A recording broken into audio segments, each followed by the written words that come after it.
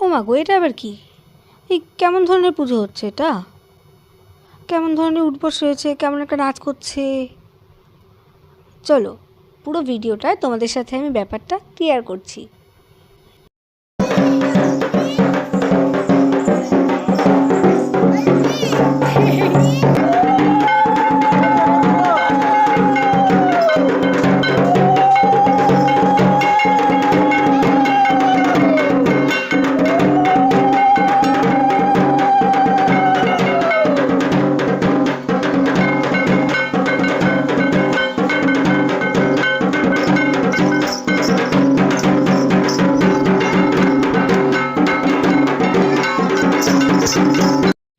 এটাকে বলা হয় গৌরী নাচ, যেখানে নীল পুজোর আগের দিন হরগৌরী প্রত্যেকটা বাড়িতে গিয়ে তাদের পায়ের ধুলো দেয় এবং তাদেরকে এইভাবে বরণ করে নেওয়া হয়। এটাও কিন্তু এখনও পর্যন্ত আমাদের গ্রাম